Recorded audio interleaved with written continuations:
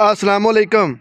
मैं हूं निसार अहमद दूल। आप देख रहे हैं दूल गोट फार्म का ऑफिशियल यूट्यूब चैनल और फेसबुक पेज। कैसे हैं दोस्तों?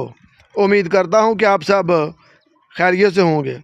दोस्तों, चारा मौजूद ना हो, चारे के लिए जगह मौजूद ना हो या चारा महंगा मिल रहा हो तो जानवरों का कमज़ोर होना समझ आता हो, मगर आपके पास चारा भी मौजूद हो और चारा भी चारों का सरदार हो।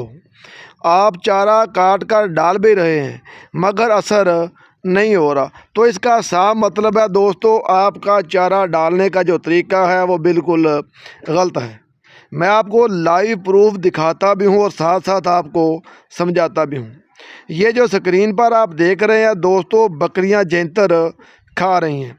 बकरियां लोहे के जंगले के अंदर मौजूद हैं और उन्होंने चारा बाहर रखा हुआ है और बाहर चारा रख के इसका जो मालिक है वो समझ रहा है कि मैं चारा ज़ाया होने से बचा लूँगा, मगर दोस्तों जैंतर का हिसाब दूसरे चारों वाला बिल्कुल नहीं है।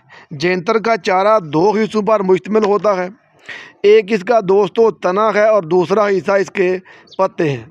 तना तकरीबन 80% होता है यानी कि टहनी, और जो पत्ते हैं वो तकरीबन 20% होते हैं।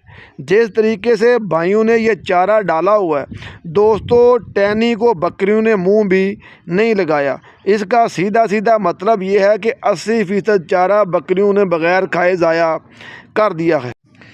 इन भाइयों ने दोस्तों एक तो 10 दिन कटाई लेट शुरू की है और ऊपर से बग़ैर कुतरा करने के डाल रहे हैं। मैंने भाइयों से बात की है, वो कह रहे थे कि भाई इसका कुतरा करना इंतहाई मुश्किल है।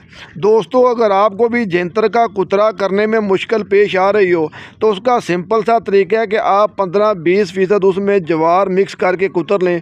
इंशाल्लाह ताला आपका बेहतरीन कुतरा हो जाएगा। दोस्तों, जैंतर को बकरियों को डालने का एक ही वाक़िद और बेहतरीन तरीका है, वो ये है कि जैंतर को आप कुतरा करके बकरियों की खुरलियों में डालें।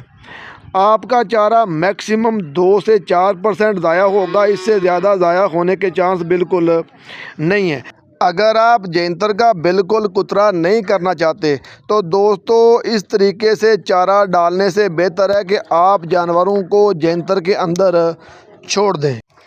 अगर आप बकरियां चारे के अंदर छोड़ेंगे तो दोस्तों इस तरीके की निस्बत आपका जो चारा है वो कम ज़ाया होगा, और दूसरा फ़ायदा ये होगा कि बकरियों की मेंगनियों से आपकी जो ज़मीन है वो ज़रख़ेज़ हो जाएगी।